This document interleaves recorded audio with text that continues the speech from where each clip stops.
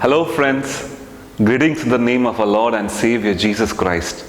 I hope you all are enjoying the online session of our Sunday school class.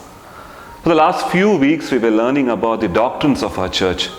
We began by understanding what is the faith of our church. We moved forward with understanding who is the Father, the Son. In the last week, we covered upon the topic of Holy Spirit. By understanding about the Trinity, let us now move forward to understand something more about what constitutes the faith of our church. Yes, it is the sacraments. So today we will be focusing on the theme of sacraments, and let us pray that Almighty God will enable us to understand deeply what His Word has kept aside for us. Let's begin with a word of prayer. Triune God, the source of all knowledge and wisdom, we submit ourselves into your holy hands. Abba Father, we pray that we are able to understand the lessons you have kept aside for us. Strengthen each one of us. In Jesus' precious name we pray. Amen. Sacraments. Through sacraments, God's mercy and grace comes down to human beings in all the walks of their life. So today, in our class, we would be understanding about the concept of sacraments, what makes sacrament an important element in our daily life. I've divided today's class in 5 different sections. I've just down the module of today's class, and we would just focus upon each of the topic. We'll be focusing on the etymology and the meaning of the term sacrament. Secondly, we would understand the need of these sacraments. Why are sacraments being performed? The next, we would understand the aim of the sacraments. And finally, the sacraments in our church and the common factors in each of the sacraments. So let us begin by understanding the different name and meaning, etymology of the word sacrament. The word sacrament is taken from the Latin word sacramentum, which means a holy matter. It also means an oath or an allegiance taken as an affirmation of one's faith. Now this word has got a background story too. In the ancient world, in the Roman Empire, a soldier used to take an oath in front of the emperor, confessing his faith to him, confessing his own will of submission to him. So this word sacramentum has got this different shade of meaning associated with this story of a soldier taking an oath of allegiance. In a similar way, our sacramentum is a faith of affirmation, is an affirmation of faith which we are showing, which we are taking in front of our Lord and Savior Jesus Christ. So in short, it is an allegiance, an affirmation of one's faith. We also have different meanings associated with this term known as sacramentum. Sacramentum is made up of 2 words, sacre and mentum, which means sanctification. Another word meaning of sacrament is mystery. Now, it is taken from the Greek understanding of the word mysterion, which means hidden or secret. In English, the common term used is mystery. As the manifestation of a sacrament cannot be perfectly perceived by each one of us or cannot be understood by the faculties of our body, the Eastern churches considers sacrament as a divine mystery. Paul, in his letter to Ephesians chapter 1, verse 9, and in the same letter, chapter 3, verse 3 to 9, has defined this concept of how God's plan of salvation is a mystery to us. In sacraments, my dear children, divine power and grace get manifested in mystery. Now, rosso is another word used for sacrament. This is a Syriac word which denotes mystery. In short, it is also another term for secret, mystery, which is a Syriac understanding for it. A very common word which you and me use for sacrament is kudasha. Now, this word is also Syriac in origin. It is taken from the word kadesh. It means sanctification. It also denotes the idea of being partakers of God's holiness. So till now, by briefly looking upon the different names and the analytical study of each of the term of sacrament, we were able to have a brief background study and a deeper understanding of the meaning of the word sacrament. Dear children, each of these words, mystery, sacramentum, kudasha or rahasyam, They try to give a different shade and a deeper understanding of what exactly sacrament means to each one of us. Let me summarize a simple meaning of sacrament. Sacraments are divine mysteries. They are channels of grace. Early church father St. Augustine once defined it as visible means for invisible grace. Can you repeat it after me? Sacraments are visible means of God's invisible grace. So, sacrament is not a hidden mystery. It is something which is revealed to us.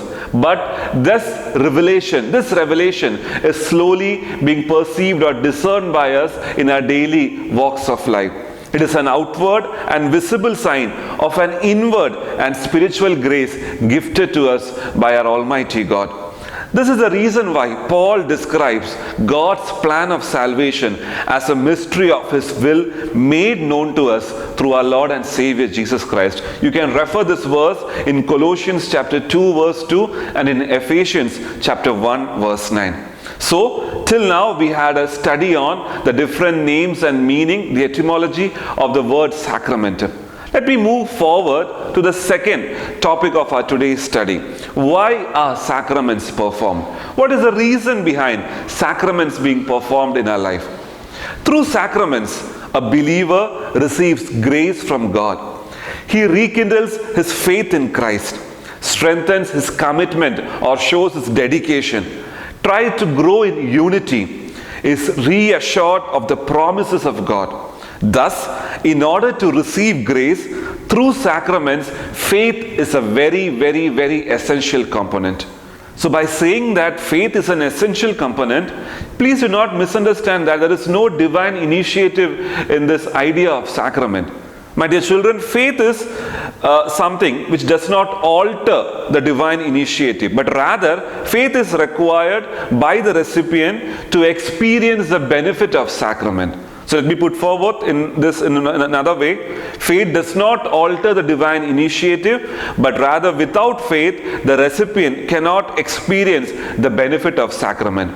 To sum up, sacrament has two main objectives. Firstly, the secret of Jesus' salvation and His methods, which were once shrouded in the ancient past, has to be brought alive. And secondly, to give a divine new life to the participants who are already sanctified and blessed by the Holy Spirit. So thus, the Eastern churches believe that Holy Spirit is instrumental in bringing the above experience to each one of us. Let me move forward to the third topic of our today's study. What is the aim of the sacrament? I've listed down a few points for it. The aim of the sacraments. Firstly, it helps us to meditate on the prevailing presence of our God. It helps us to maintain the salvation in Jesus as a living experience. In our each and everyone's daily walk of life, we are able to enliven this experience. It helps us to enter into a new life, be sanctified by the gifts of grace. And lastly, it helps us to receive eternal life. My dear children, sacraments enable us to have a divine life, enliven this Jesus understanding, enliven this divine understanding, and enjoy the divine gifts and grace which is given to us by the Holy Spirit. Now let us try to understand what are the sacraments which our church observes. I'm sure you all are familiar with the 7 sacraments of our church. Baptism, confirmation, which is also known as the Muron unction, the sacrament of confession, Holy Communion, marriage, anointing of the sick, and ordination. My dear children, each of these sacraments are an outward sign of receiving the inward spiritual grace gifted to us by our Almighty God. Now, in this particular list of sacraments, we also understand the term called as Dominical sacraments. The sacraments instituted by Jesus Christ are known as Dominical sacraments, which are baptism and the Holy Communion. They are called as Dominical sacraments because the Latin word for Lord is Dominus. So this is the reason why we call it as Dominical sacraments. These two sacraments are directly instituted by our Lord and Savior Jesus Christ. If we observe these 7 sacraments, we will be able to understand some common factors which are prevalent in these 7 sacraments. Now, in the next topic, we will try to understand what are the common elements in each of these sacraments. The first common element in each of the 7 sacraments is matter. They are essential in all the sacraments. Just think about what are the matter which you see, the outward thing, the visible element which you see in each of the sacrament. Exactly. In baptism we have water. In Holy Communion we have bread and wine. In anointing of the sick we have the holy oil. All these things represent matter. There is an interesting note by our beloved Yohanan Marthoma, Metropolitan Tirumeni. Tirumeni, in his book for the first Holy Communicants, has recorded that in the sacrament of confession, we also observe a matter. When I was wondering what is a matter in a sacrament of Holy Confession, Tirumeni says that the tears rolling down from your eyes, which represents your repentance, is an outward sign of matter. It could be your outward tears. It could be the deep repentance you are showing from your heart. This is a matter which represents this particular sacrament. So, firstly, note down the common element of all the sacraments is an outward matter which is visible to each one of us. The second one is a celebrant. Celebrants are the priest or the bishop especially assigned with authority to conduct each of the sacraments. The third one is the meaningful formation of words, or else we could sum up it as a liturgy used in the sacrament. For each of the sacrament to become meaningful, the celebrant uses particular words while performing the sacrament. They are words which proclaim the faith and reflect the meaning of the sacrament. For example, in the sacrament of confirmation, the celebrant recites special prayers for anointing of the Holy Spirit.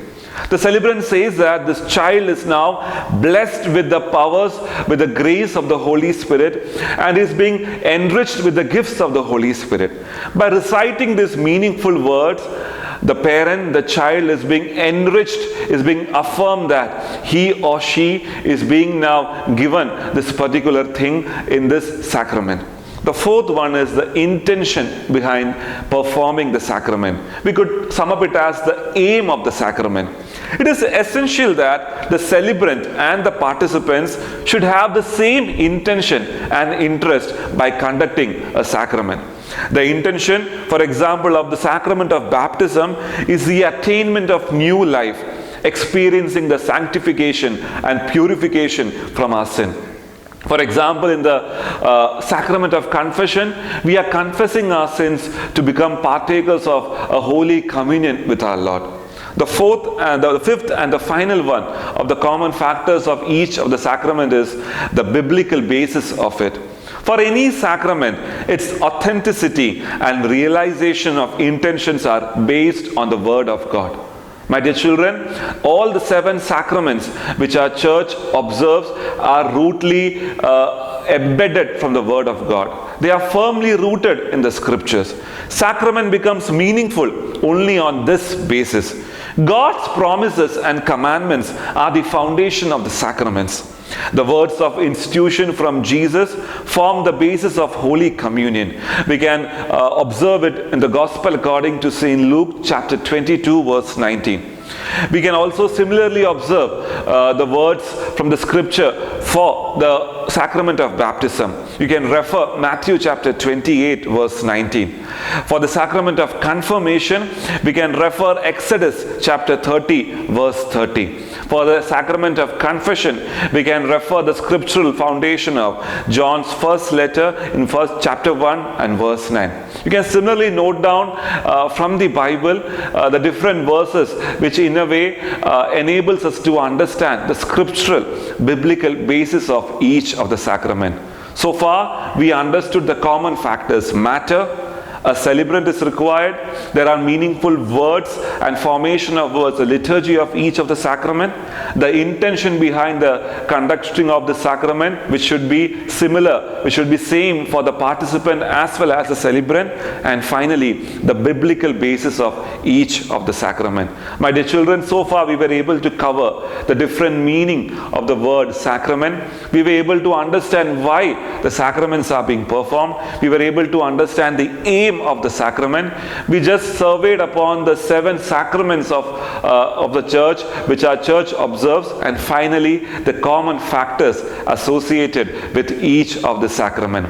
I'll be now sharing with you all 2 memory verses which would be helpful to have a deeper understanding about the terms associated, the meaning associated with each of the sacrament. The first memory verse is taken from Paul's letter to the church of Ephesus, chapter 1, verse 9. Ephesians chapter 1, verse 9. He made known to us the mystery of his will according to his good pleasure, which he purposed in Christ. He made known to us the mystery of his will according to his good pleasure, which he purposed in Christ. This verse reflects upon the mystery of our Lord.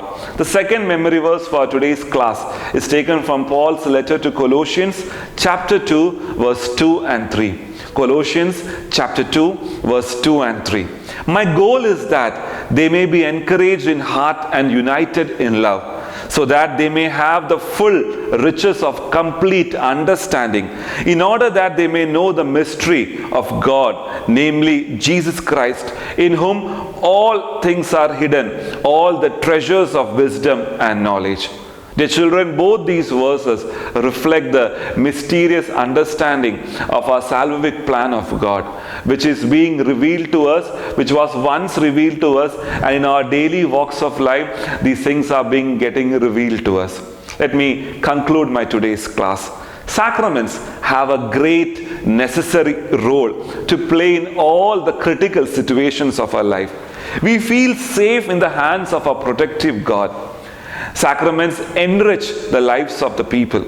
As individuals and community, we enjoy the benefit of these blessings.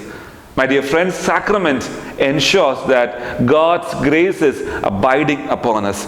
They help us to become faithful followers of our Lord and Savior Jesus Christ. So next time when you are participating in a sacrament, try to understand the prayers the celebrant recites. Try to understand the meaning associated with each of the symbolic action in it, so that we can be partakers of God's holiness. Let's pray. Gracious Lord, our loving Heavenly Father, through sacraments we are able to enliven the divine gifts you have gifted to us. Through sacraments we are able to understand that God's grace is abiding on us. Thank you, Jesus, for helping us to understand the class which you have kept aside for us today. Help us to live according to the words which we have learned today. In Jesus' precious name we pray. Amen.